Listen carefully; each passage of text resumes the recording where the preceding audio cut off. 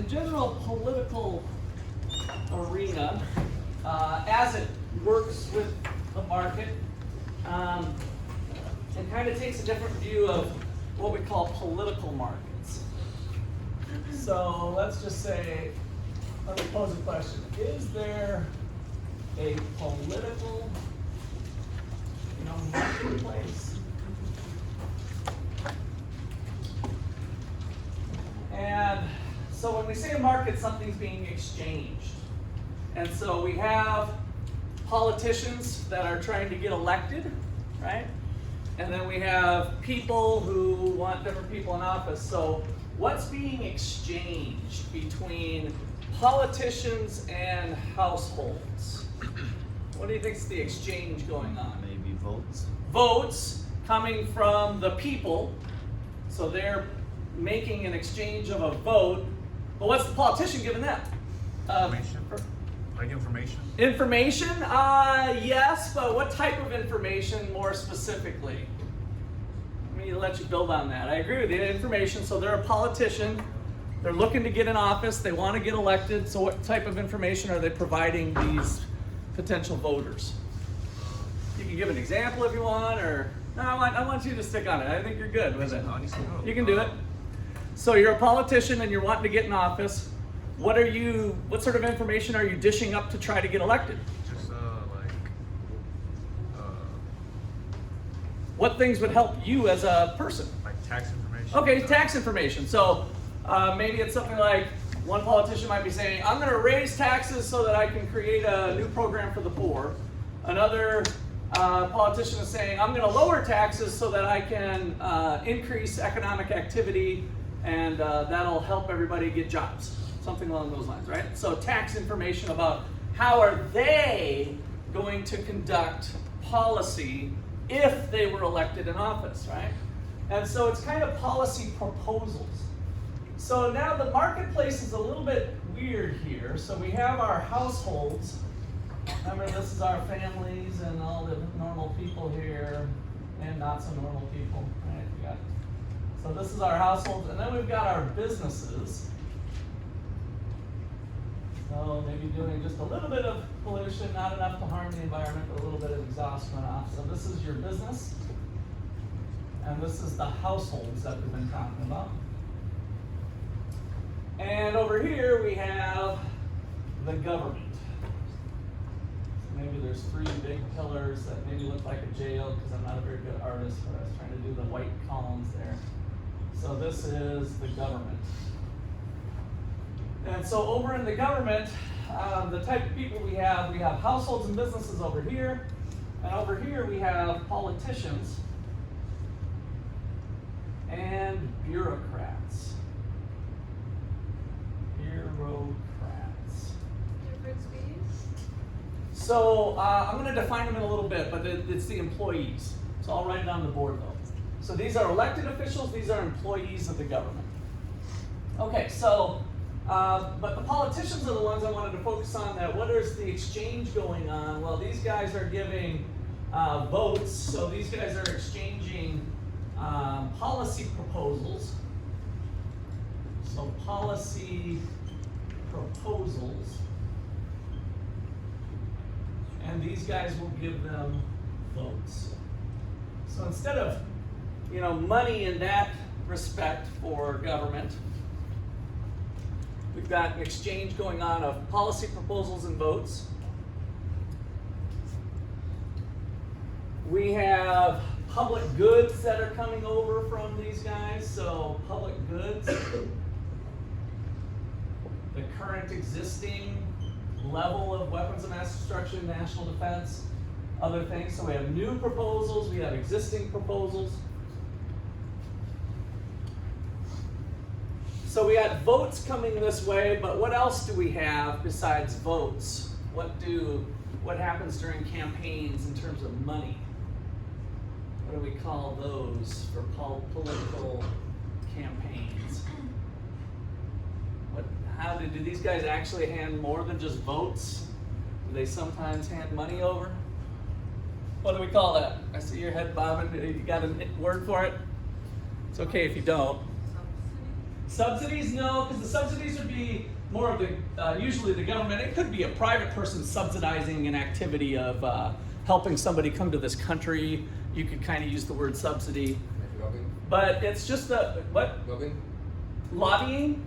So yeah, lobbying is going to be something that they're going to be looking to craft their policy proposals.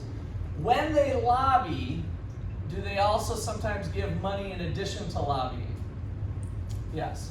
So part of that, that's a good one to add though. I like that. I think it's worth an extra credit point. So what's your name? Roy. And last name? Roy. Oh, last name. Okay. What's your first name? Almo. Okay. All right, so lobbying, yes. So they are providing lobbying to try to craft the policy proposal.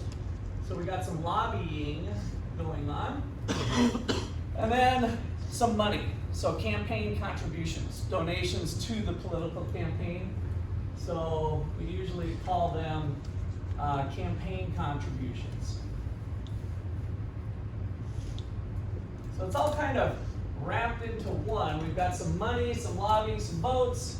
These guys are altering the law through policy proposals and the provision of public goods. So there really is a true exchange going on here between kind of this public sector, the government, and the private sector, businesses and households. All right, so now let's get into some of the definitions here. So households. These are just people, maybe we call them citizens, that are trying to maximize what? What are people trying to do? What is their maximization problem? What are you trying to do? This should be right in line with what you guys are trying to do, Seth.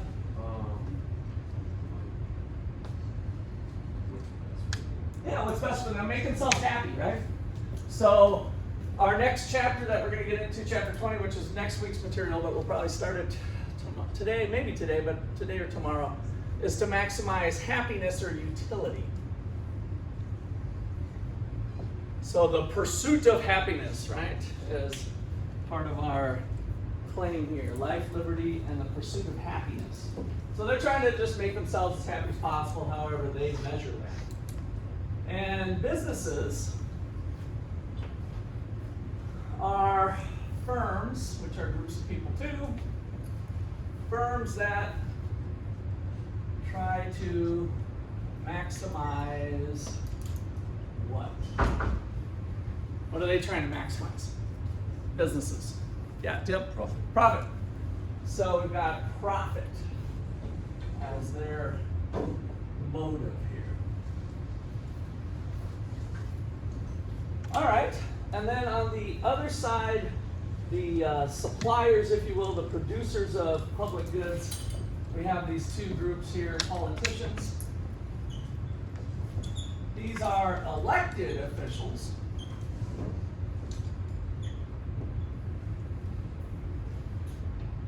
With a goal or to maximize what? If you're an elected official, if you're in office, what's your goal? Power.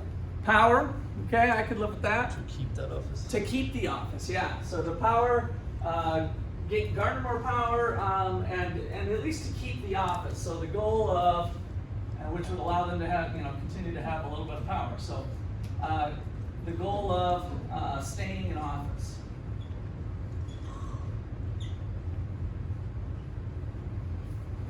Or, if you're not currently in office, you want to get in office, right? To get elected.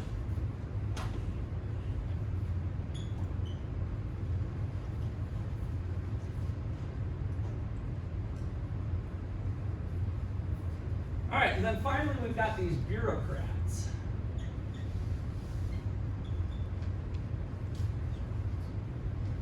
So bureaucrats are employees of in government.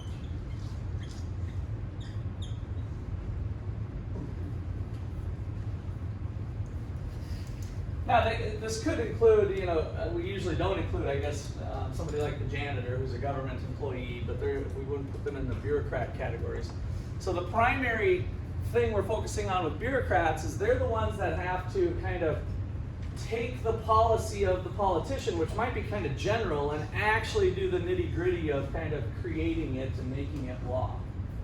So the bureaucrats are employees of the government with a goal of, if you're an existing employee, would you like to keep your job? Probably. Yes. Will you keep your job if your department has budget cuts? Maybe. Maybe if you're lucky, right? But one of the ways that you can keep your job is to make sure that your department is being funded. So let's kind of put that as with the goal of staying employed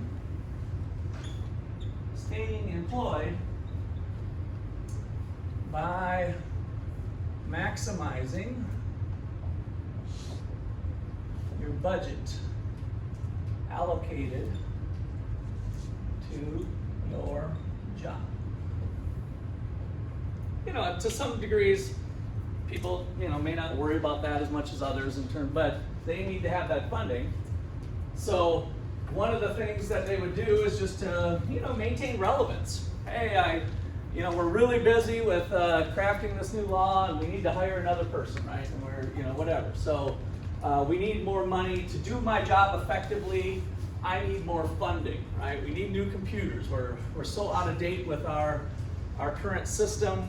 We can't manage things very well, right? So they're trying to carry out the day-to-day duties associated with being an employee there.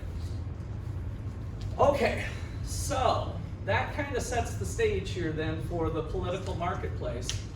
And with these incentives, we start to see how we can get things maybe a little bit twisted compared to the thought of just always getting great outcomes. So if these guys find it profitable to try to get a new law passed in their favor, then they can spend some money to lobby the politician for that particular effort, right? That somehow gives them maybe some tax breaks or additional funding or whatever, something in their favor. So they're sending lobbying efforts, and then they're also sending, maybe some major campaign contributions. And so the politician over here needs those campaign contributions because the advertising is so expensive. And so there's a little bit of negotiation going on of like, yeah, I support that. I think that could be, and maybe they do fully support it, right, on the front end. But it gets a little murky on, am I supporting it because they're a really big donor of mine and I can't imagine going forward without that contribution? Or are they really, they have a mindset of what they think is best for society, and then it happens to be that this business is really directly in line with what their objective is. That's murky. I don't know. It's hard to say, but we know that on the front end we can see the incentives could be such that it could get twisted a little. It's not considered bribery because of reason? Yeah, they're not forced to do it. So it's just the system that we have. This is the way we operate. So some people over time have said, let's just eliminate campaign contributions, and there are limits on campaign contributions and how they can be done. It has to be tied to a person, and so there have been modifications over time to try to make it more transparent, but the system is often run by big money. Okay, any other questions or comments there? Should it be run by big money? What's that? Should the system kind of run? Hell no! She asked, should the system be run by big money? No. I think we should have a system that's run on integrity, trust, and truth. All right, so let's see here. So let's kind of take a quick look, and then I got a video queued up for us to watch. I think I'll get rid of this. I might regret that. Let's see here. So let's kind of similar to what we did last time. We can contrast, compare and contrast similarities and differences between the market versus private markets versus political markets. So private market versus political market.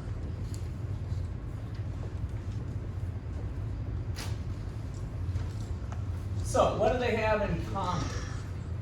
So commonality, I guess, for lack of a better word, I don't even know if I spelled that right, but commonality. So what similarity?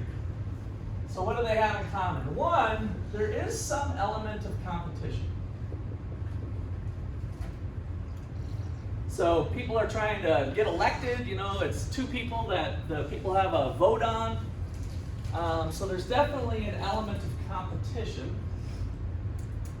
Maybe not in all cases that we have more cooperation than we would, so depending on the setting, but there is some element of competition in the sense that politicians are competing for your vote.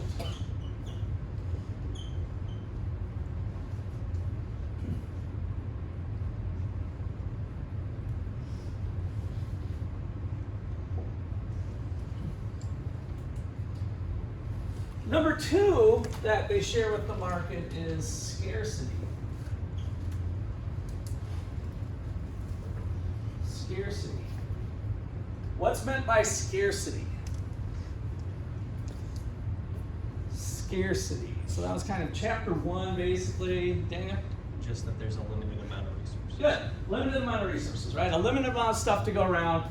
And so if you use money for one activity, then that money can't be used for another activity, right? So scarcity simply implies, you know, limited resources. So the government has that too. So for example, $400 million for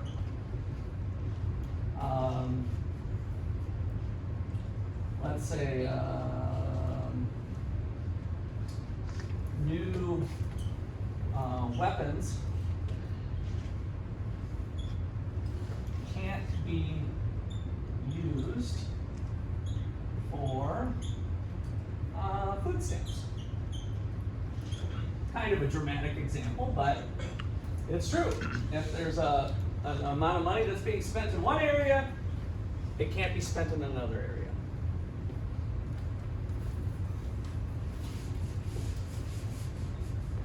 All right, so now let's highlight a couple differences.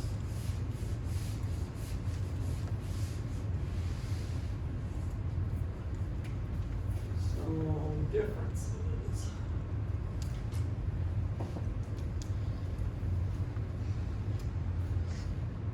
So number one is the market is going through mutual agreement. So, and I should say the private market, the way I characterize this. So the private market works on mutual agreement.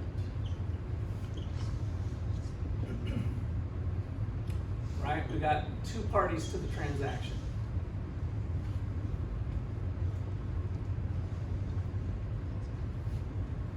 And both the buyer and the seller are agreeing to the exchange. And then that's where we learned with Tom and Jen on the island the mutual benefits.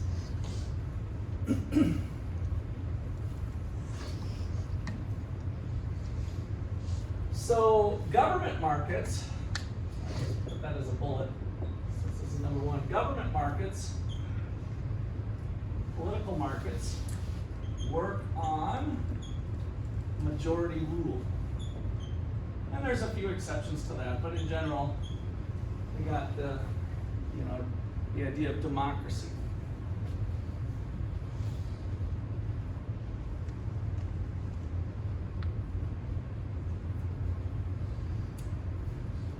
So majority rule is, some sort of democratic process. Democracy / democratic rule.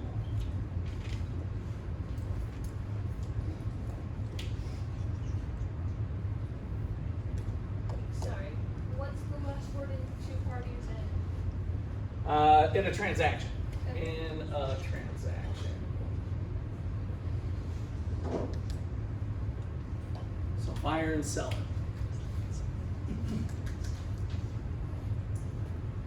Okay, so what does majority rule mean is for sure going to happen, maybe as opposed to markets, but you don't even have to go there. In terms of the exchange between households and government, if we have a majority rule system, what's for sure going to happen with the stuff, some of the stuff you buy? And when I say you, I mean you. You buy with your taxes. What's going to be true about at least some of the stuff you buy? Let me go somewhere else. Yeah. That you didn't want it, right? So some of the stuff you might have wanted, if you got the person into the office and they had a bundle of goods, and at least part of that bundle of goods, it might not be right. A lot of votes go to come down to, well, I agree with this politician on this issue, but not on this issue. But overall, this is the person I'm going with. So even with somebody you put into office, you're going to get some stuff that you probably wouldn't have had chosen yourself. Whether you might have had chosen that good, but not the level of that good, not the amount that was purchased or something, right? So what the majority rule guarantees, is that you will eventually get something you would not have purchased on your own.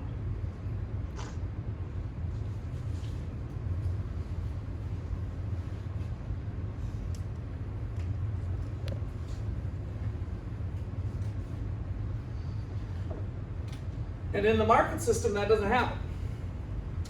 So you might buy some stuff that you ended up not liking or something eventually, and you won't buy it again, but you get to choose what you want to buy with your money, and through the tax and spend system, inevitably that's going to happen for everybody.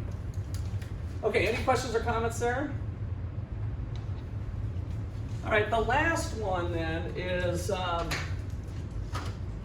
let's see, I guess that was, maybe I was going to come up with another one, I can't remember. Basically, bundling of goods versus selecting a good. So really, part of this comes down to just, we have to simplify this process. I think in today's day and age, we're actually getting closer to where we could have a direct democracy in terms of unbundling some of the stuff that's bundled together. So, when a new law comes before Congress and it says it has a bundle of stuff in one shot, so that they can just say, do we vote yes or no? They deliberate about the bundle, and then it's majority rule of the bundle. In a direct democracy, we could just vote on each item individually. And so with cell phones and apps, the technology certainly wasn't there even 30 years ago. It might not even be fully there now in terms of being uncorruptible and trustworthy and bomb-proof. But that would be the idea of voting in a different way, which still would lead to this. So even if we could pick out every policy individually, and vote, we'd still run into this problem. Sometimes you'd be outvoted. If you're in the minority, you're not getting what you would have wanted, right? But you kind of have to go along with the whole. So the bundling of goods leads to some different issues. So bundle of goods, so pork barreling, pork barrel legislation is the bundling of many policies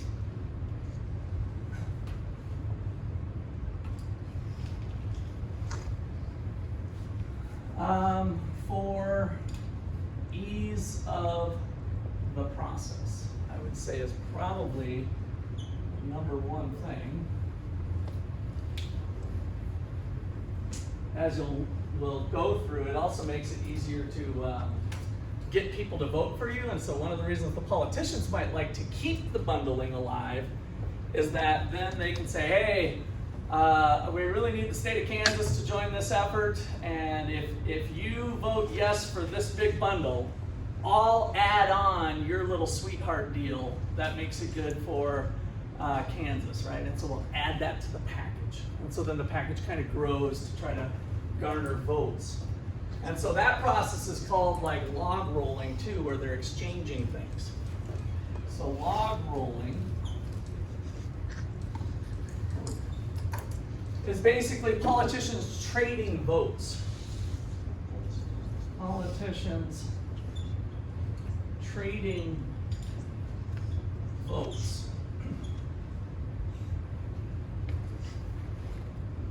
You know, if you vote for my bill, I'll vote for yours.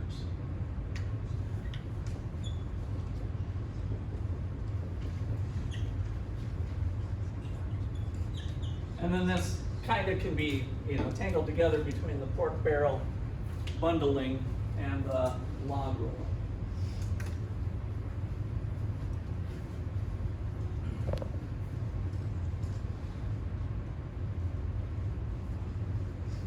So businesses, either by law or by just wanting to, outcompete their opponent, tend not to cooperate with each other, right? So they can't work together to be a monopoly by law, or it could be even more subtle than that, that I'm not going to give you my secrets, I'm not going to work with you, I'm just going to take you out, you're going to go out of business, right? So there's kind of this, the profit motive is different, and so you don't see this type of thing is trying to massage into corporate cooperation under the constraints of working within a majority rule system. Okay, any questions or comments? Let me see if I hit the one. Yeah, that probably works for now. All right, let's do our video. So one of the problems that comes about in our system due to its setup is what's called cronyism. And so my simplistic definition of cronyism is big business and big government playing kissy face with each other, right? I love you, oh, you do this for me, I do this for you, we have a nice relationship, right? So big business and big government kind of playing kissy face with each other. And because of, the campaign contributions and the way it works, they can find it profitable to do that type of thing. And so we call it cronyism. And so cronyism is something, by the way, this is all nonpartisan in the sense of, so it doesn't, Republicans do it, Democrats do it, they all do it, right? So they have their big donors and corporations and lobbying efforts, and so this is just kind of part of the process. But the main point I want to get across is that this is not competitive free markets. This is not the vision of capitalism, of having big government and big business playing kissy face. So this being part of business in the United States, as much as to the extent it goes on, is not capitalism. It's not free enterprise. It's not competition. Because by its nature, if you're playing kissy face with government, you're not allowing other people to compete with you, right? So it's very anti-competitive. And in some countries, more so than others, where corruption kind of runs wild, it's worse. And so like Argentina has been awful, and there's a new leader in Argentina that has said, he even brought a chainsaw out on some of his speeches to say he's cutting out corruption. I'm gonna cut down the size of government and whatever. So, what? Yeah. So yeah, he's whether he's going to work or not, or whether he falls into corruption, is yet to be seen. Same thing in Guatemala. A new anti-corruption person got voted in, and the incumbent corrupt government tried to say that the election wasn't right and there was some technicalities, and so people took to the streets and clogged up the streets, which caused our Guatemala trip to be delayed to spring break. So we still have a last call for Guatemala. Guatemala's good now. The new leader, the anti-corruption leader, got into office January 14th. And so everything's looking good down in Guatemala. So we feel very 100% comfortable bringing students down there. But that's what happens in other countries where we don't have a strong rule of law and the political process gets kind of murky, then we have this kind of mix going on. So. Daniel, did you have a comment, or are you good? Yeah, the president of Argentina has made things worse. So. Okay, so yeah, we'll talk. Happy to talk to you about that after class. Okay, so let's do this one. That expression, right? You build a better mousetrap, they'll feed it back to your door. Means I could get rich. Oh, sorry. For points today, things pull out a piece of paper. can be difficult.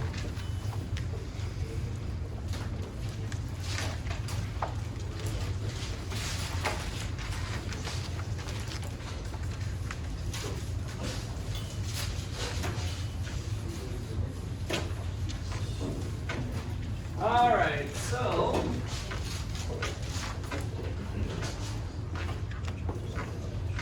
what is, or how is cronyism? How is cronyism shown in the video?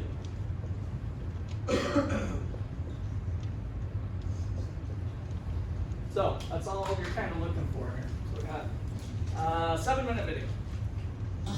Means I could get rich. Trouble is, improving things can be difficult. Sorry, I was Is there an easier way? Well, yes. There's crony capitalism. I could make friends with important people, the people who set the rules. Scratching my back. I know you can do it. So baby, get to it. Suppose you're in the window business. How do you get a leg up on the competition? Sure would help if government gave you a special tax credit and gave your customers stimulus money to buy your products. It would help even more if somehow you could get the president and the vice president of the United States to say nice things about your company. But come on, that's not possible, is it? No company could be that fortunate. There are 3 big companies in the window business: Pella, Anderson, and Marvin. Marvin Windows and Doors fit your vision. The recession's been tough on these companies. But then there's also a much smaller company, Sirius Materials. Sirius is booming, according to this article in Fortune. On a roll, according to Inc. magazine, which put Sirius's CEO in its cover with a story titled, How to Build a Great Company. How did he do it? Well, he had some help from high places. Thank you, Mr. Vice President, for your unwavering support. That's Vice President Biden he's thanking. Without you and the Recovery Act, this would not have been possible. Biden returned the compliments. You're not just churning out windows. You're making some of the most energy efficient windows in the world. I would argue the most energy efficient windows in the world. Other window makers say, no, our windows are just as energy efficient. But the vice president hasn't visited their companies or even mentioned their names. And why am I talking about the vice president? I'm here today representing Sirius Materials. How many company officials get to make introductions like this? It is my distinct honor to introduce the President of the United States, President Barack Obama. The president gave a speech on energy policy that cited, guess which company? Sirius Materials just reopened, as he mentioned, a manufacturing plant outside of Pittsburgh. These workers will now have a new mission, producing some of the most energy efficient windows in the world. Wow, what a dream endorsement. And just last week, the president announced a new set of tax credits for so-called green companies. The only window company on the list? Sirius Materials.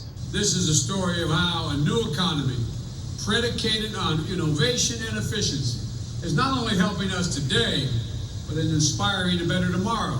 Actually, I think it's a story about crony capitalism.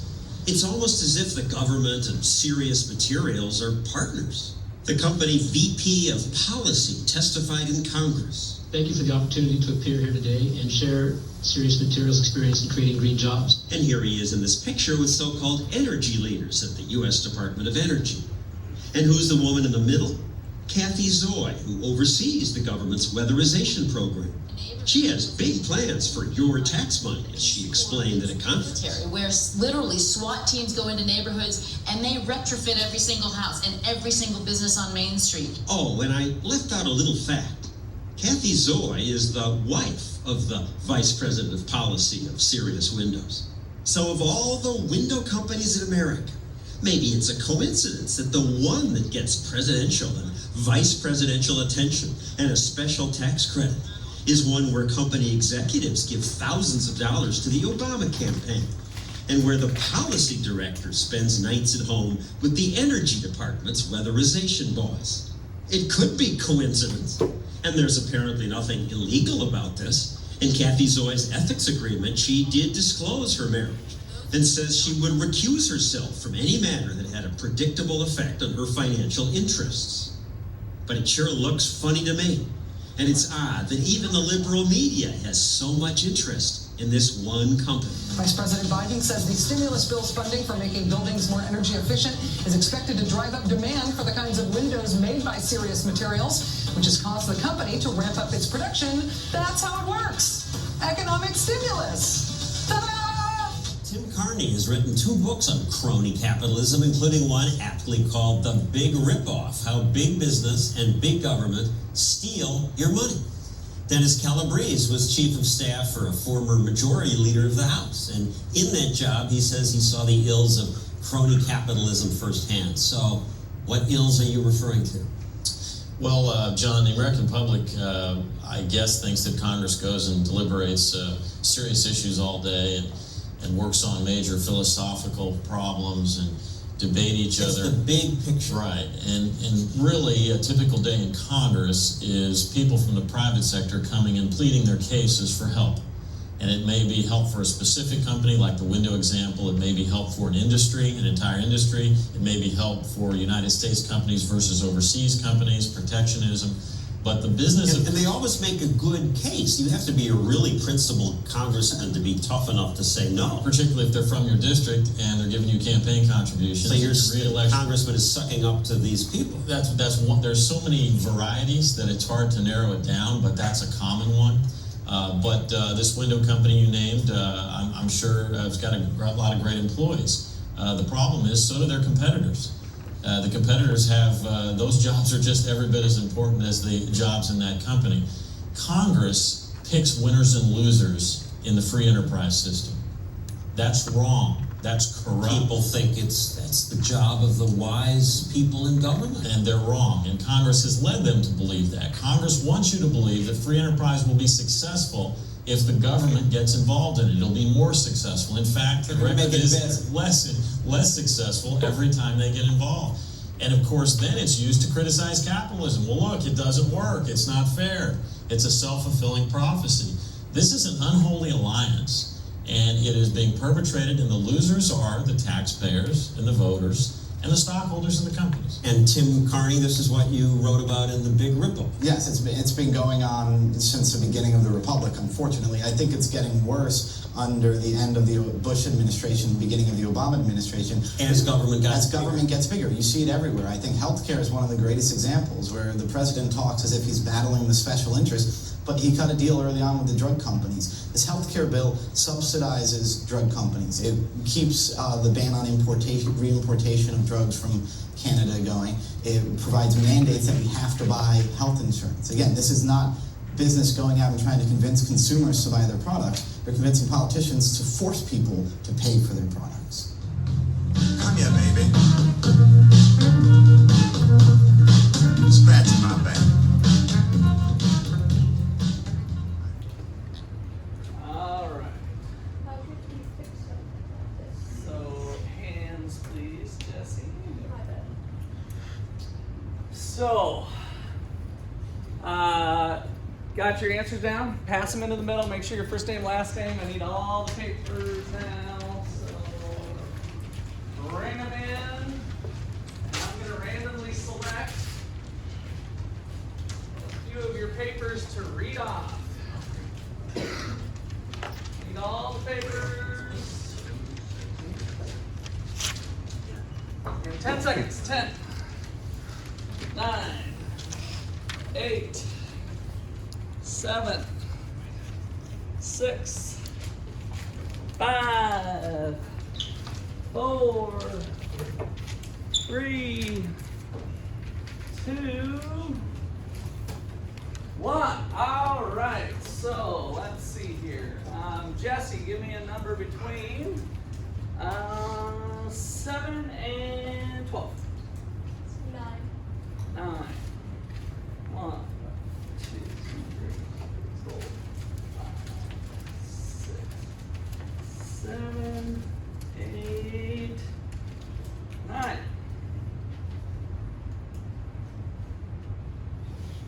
Okay, so here we go. Valentine, that's you. All right. Okay, so being friend with a project. Oh, that's late. I'm not kidding when I say 10 seconds. So I don't want you just sitting back and kind of making things up and whether you have to do it or not. So see me after class. Talk. So being a friend with people who make to get an advantage in business, okay? Having serious material, almost. Partners. Huh? Almost partners. Almost. Yeah, like serious material. Okay, go ahead and say it. Almost partners with the government. Oh, partners. Okay, partners with the government. Okay, and reduce the taxes with government help. And in this case, was it a reduction of taxes? Like they created a green.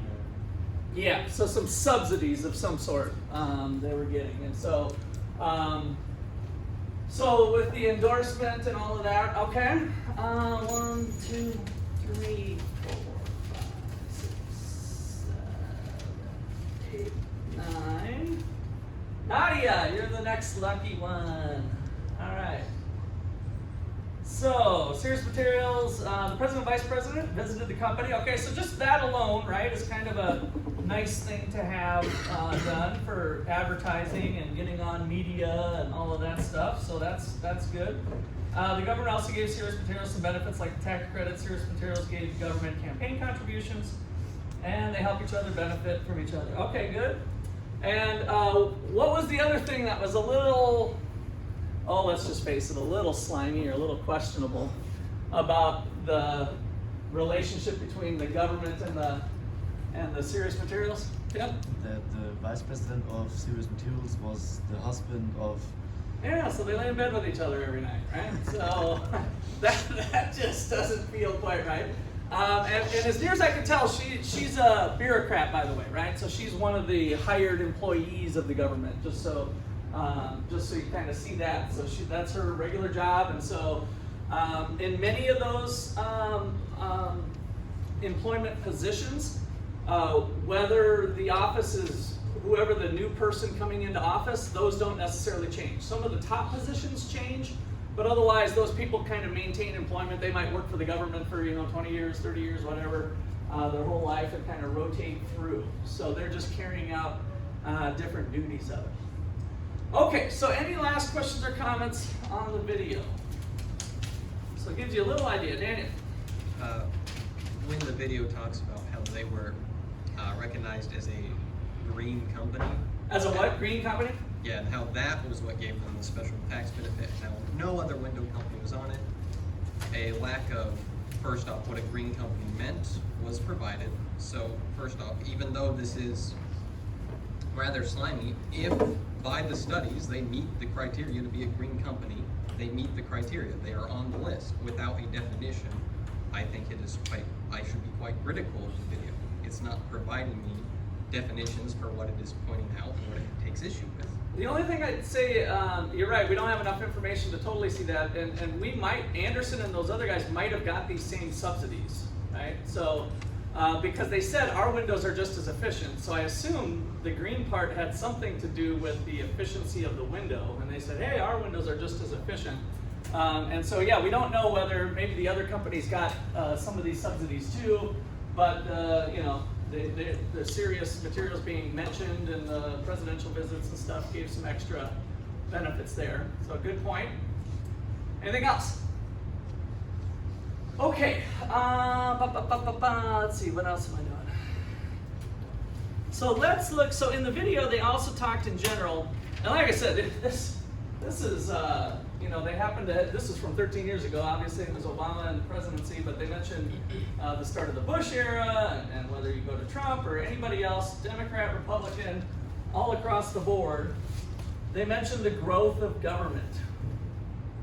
And so, you know, one politician gets into office and they're, let's say, strong on the military, then guess who comes lobbying?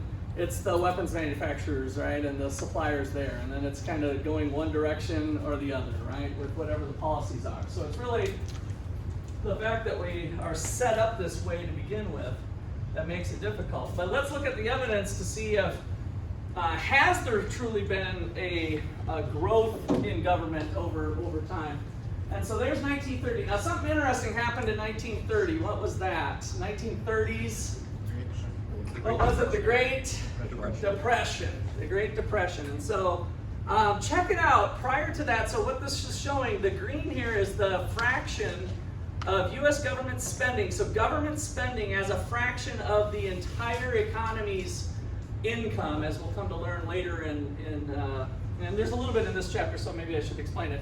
So gross domestic product, GDP, is basically the income of the nation. If we added up everybody's income, right, everybody's paycheck, everything added up, all the incomes of the nation, the United States is around, I like to just use a round number of 20 trillion. It's actually a little higher than that, but just kind of in your mind, 20 trillion, and then we'll spend some time trying to unpack the word trillion because that's mind-boggling all by itself, right? Would you guys like to be a millionaire? Would you like to be a billionaire? A billion is 1,000 million, right? And a trillion is 1,000 billion, right? It's just like, okay, whatever. But in your mind, so it's a lot of money, and so the whole United States you can think of as being, you know, $20 trillion worth of income. And the point is that the fraction of the economic activity, the fraction of the nation's income, the spending was 3.3% at the federal level back in 1930, and then the state and local levels had this 6.6. So about 10%, if you made $1,000, 10% of that, $100, was going towards taxes on average. And then as we moved through, so government started to grow, partially, definitely in response to the Great Depression, a lot of government policies. There was an influential piece from John Maynard Keynes that suggested government should get involved more to help stabilize the economy so that we don't go through, and the politicians kind of latched onto that and continued to develop program after program after program after program after program. And so now this is the level of federal spending, the percentage, and then you add the state onto that, and we're at this kind of 40% level today. And so definitely the things that we said here in terms of the incentives of staying in office, maximizing budgets, businesses trying to maximize profits, finding it profitable to lobby into new policies and new spending, you know, bigger military, whatever you want to go, whatever direction you want to go, all of those programs, all of that spending led to a growth of government relative to what the United States was from 1776 to 1930.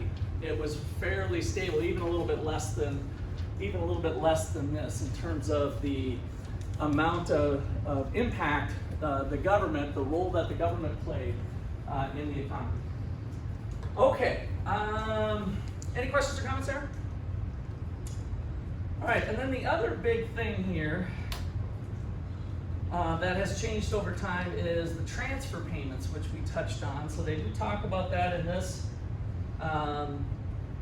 chapter as well. In fact, since it's down here, maybe just put just a little reminder. So I called it Robin Hood spending, right? So Medicare, Medicaid, unemployment insurance, various take from this person, move it to this person, right? And corporate welfare, like we saw in the film of subsidizing green energy or whatever. So those are all payments to individuals or institutions that are not linked to the current supply of the good or service by the recipient. So they are not something that they paid for. It's always moving money around. Should we break that one down? It's in your textbook. So, yep. All right, so federal spending. Here is, let's see, what year was this? 2019, which is now been up as high as and by the way, 4,500 billion. What's 4,000 billion, otherwise known as? 4.5 trillion, right? So that's where we're getting the 25%. If you kind of take that 5 trillion as a fraction of a 20 trillion, right? So that's where we're getting some of those numbers from. And this is the breakdown of what they're spending their money on. So if we look at defense spending is a big one. So national defense, other spending, this would be roads, bridges, other infrastructure type of stuff. A little bit on transportation, maybe building up airports, federal communications type of stuff, or what am I trying to say? Whatever, the federal, for airplanes. And then interest. What's the interest all about? What are we paying interest on? No. What's the main interest thing? What are we paying interest on? The national debt. So the national debt is over 30 trillion now, higher than our income for the nation for the first time in our history in the United States.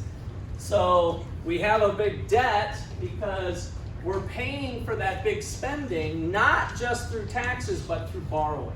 And so we're racking up some debt, and that spending now, back to the spending part each year, these are, approximate fractions of what they're going. So Medicare, Medicaid, so health spending and Social Security payments and income security. These would be kind of welfare programs and help for the needy or disabled or other things. So all of that, 23 plus 27 is what? 50, 62% are in the transfer payment business. State and local spending is where you get your education, police and fire, transportation, kind of local roads, a little bit of interest and administrative expense for our local bureaucrats and politicians and stuff. Okay, so that gives you a little snippet of the money. And then this last one, these are the first 3 pages of your chapter, by the way. This next one is the transfer payments. And so how that fraction, so now instead of looking at just overall spending, how that's grown, one of the driving factors of the spending has been the transfer payments, right? So if we looked as a fraction of GDP, how much we're spending on roads and bridges and maybe even military, although military's definitely grown, that hasn't grown as fast as the transfer payment part of it. So the government has continued to play a bigger and bigger role in kind of moving money around. All right, questions or comments on that one? Yeah. For the state taxes, it mentioned insurance trust. What is that exactly? I would have to, you're talking about this? Yeah. It's probably state funded, like police and fire insurance and stuff for that purpose, but I'm not really sure. So I can, if you want to look it up and educate me on that, I'd be happy to learn it. Okay, anything else? All right, so we're done with this. Thank you.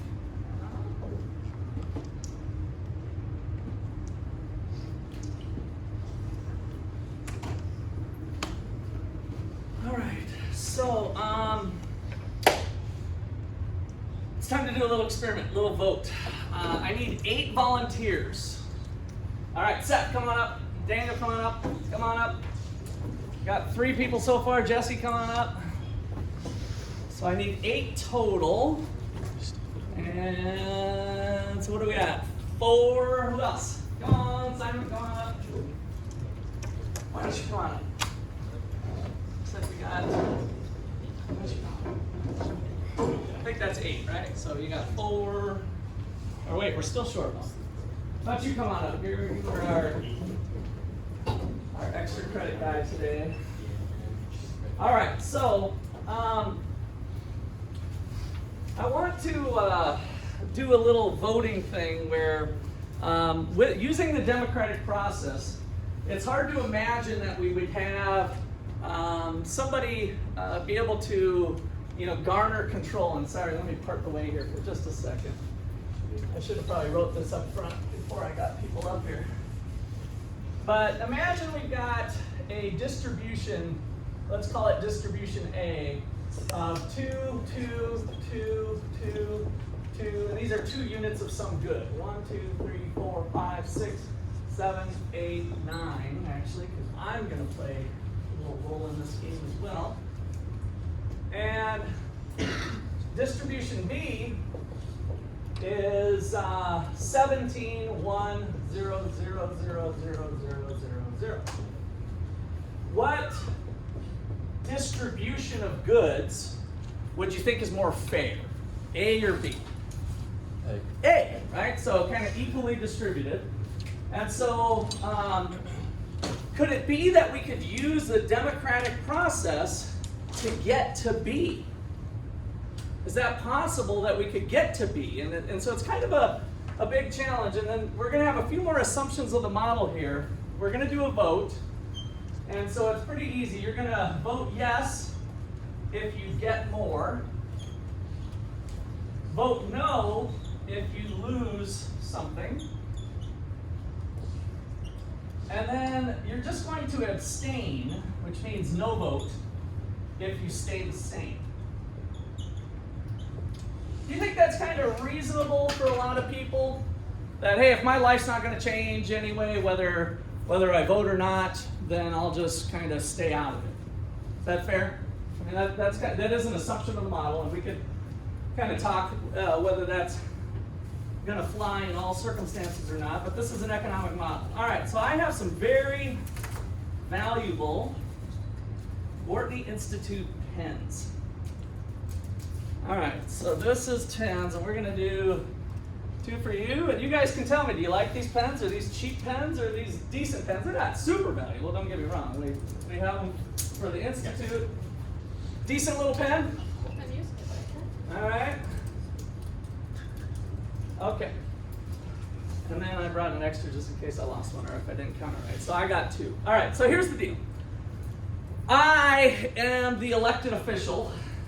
Maybe the person in charge of the agenda, at least, of the vote. And so I'm going to pose a redistribution, a transfer payment. I'm going to propose a transfer payment that goes something like this. Give me all your pens. Give me all your pens. Thank you for playing your game. Thank you. And thank you. And nope, here you go. You're a winner. You're a winner. You're a winner. All those in favor, raise your hand and say yes. Aye. All those in favor of this new transfer? If you gained, you vote yes. If you got more, you vote yes. So 1, 2, 3, 4, 5. Those against? 1, 2, 3, 4. Motion passes. Right? You with me? Motion passes. All right. So let's see here. Thank you. Thank you. Here you go. Here you go. And me. You can see where this is going. All right, so all those in favor say aye. 3. Those against say nay. 2 against. Wait, you're out. 2 against, right? Motion passes 3-2. All right.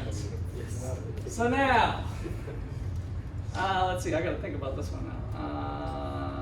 I might have screwed up. Let's see.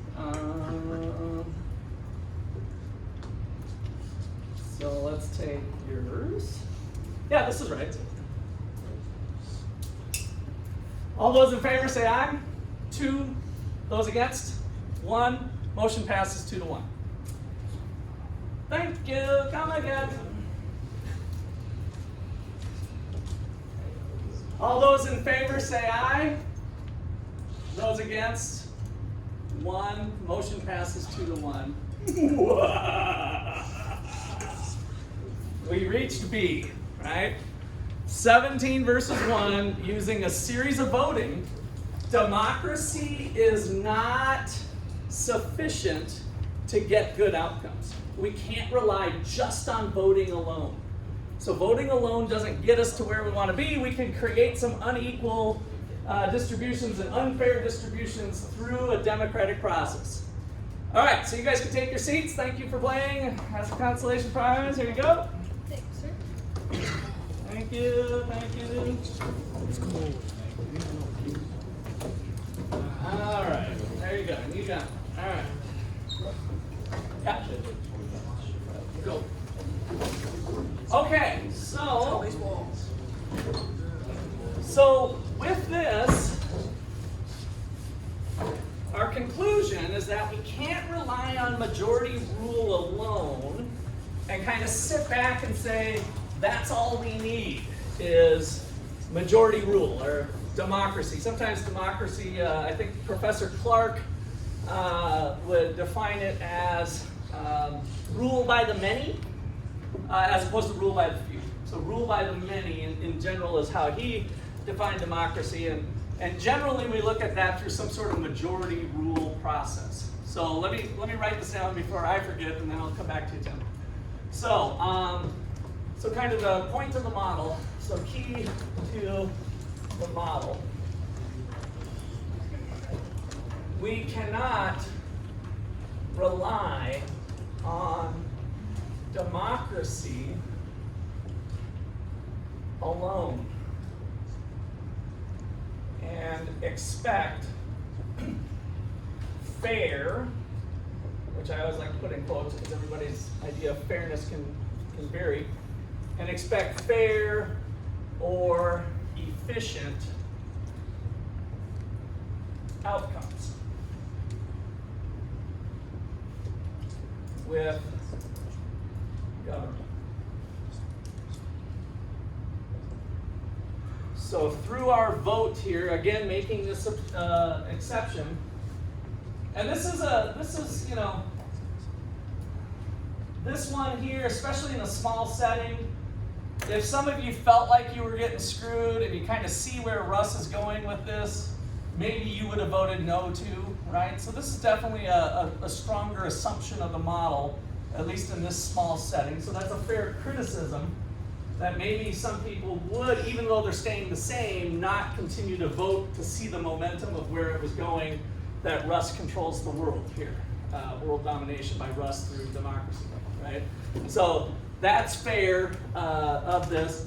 But the larger and larger we get with the population, the harder and harder it is to see this type of thing going on, right? And that's kind of with cronyism. We're not seeing what's happening in the military and the weapons industry and businesses getting favors, or the window industry. And I mean, I'm just picking on 2 of thousands of places where things are being voted on and possibly moving around. And so we find voters might be not having the right incentive to kind of stay in tune with that, to make those sorts of calls. All right, let me circle back to Tim before I forget. Yeah, I was just going to ask how that would transfer to the real world. What's that? How would that transfer to the real world? Okay, so kind of, I'm starting to answer that, right? Yeah. As we get bigger and bigger, we can, start to get even parts of this to where we're getting a little bit more unfair outcomes through the use of democracy, through a majority rule. And one of the key reasons that we, especially in large populations, wouldn't expect to get efficiency is due to rational ignorance. So rational ignorance. Really kind of a fun, influential, important concept that I hope you'll agree is true. Or just from your observations, I guess, consistent with what you see in the real world. And so let's kind of pick it apart first. Let's start with ignorance. What does it mean to be ignorant? Are you stupid? No. What are you? What are you thinking? What's your name again? Ethan. Not informed. Very good, right? It just means that you're uninformed. So ignorant means you're uninformed. And what does it mean to be rational? If you're being you're very rational about your decision you made. What does that mean, Tim? Without or with less emotions. Okay, maybe with less emotions, but emotions could be in there too. But I get where you're going with that, Madison. You think of things logically. Okay, logically, you're thinking about it, right? You thought about all of the issues. And so let's put that together then. You're thinking about the relevant issues to you, and you're choosing to be ignorant about it. So rational ignorance is voters choosing to be ignorant about public policy because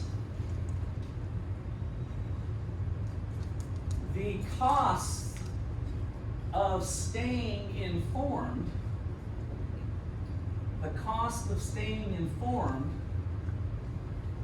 are greater than the expected benefits.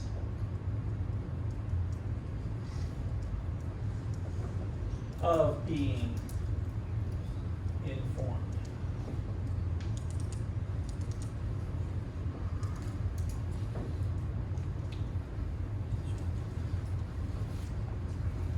So once again, we're back to a cost-benefit analysis like we do in economics. And this one's a little bit different. If you were to stay up on, let's just even take this upcoming election with presumably, most likely Trump and Biden. How much time would you have to spend to really learn each person's angle and opinions and things that they're going to do? How many hours do you think you'd have to spend to get a reasonable amount of time that, Daniel? 2 hours, one on each. 2 hours, one on each. Wow, okay. I don't think so, to get really detailed enough on that. Raw learning time, I would put a 0 to that, so 20. 20, okay, 20 hours. Yeah, Ethan? Like 100. Yeah, you'd be getting into real details. I don't know the answer to that. I do feel like, I'm hoping you're spending more time on economics in class, Daniel, than 2 hours a week. But I don't think it's pretty complex, all the issues related to it and the implications of something. So I really think I'm more in the camp of the 20 hours, somewhere between 20 and 100, to be a reasonably informed about, I'm going to vote for this person because of this. And you'd have to kind of look at a lot of the interrelationships of foreign policy, right? And so if they say, I'm going to do this or that, what are the other implications that policy might have? Not just memorizing the simple, bullet points that each politician comes up with, simple buzzwords. All right, so whatever it is, even if it's 2 hours. So let me take the unusual answer of 2 hours. What is the expected benefit of you staying informed? So how many presidential elections have come down to one vote in the history of the United States? How many presidential elections have come down to one vote? What do you say? Zero. That's right. So, now previous history does not suggest potential results, so I hate to use the word for sure zero. But let's just say the expected benefit is your guy getting into office, right? The expected benefit is your vote making the difference. And so I think the probability of that happening is, we can't say zero. So, I don't know. Let's stop there. That number, I don't know how many zeros I did. You don't have to perfectly get the number of zeros on your notes. Times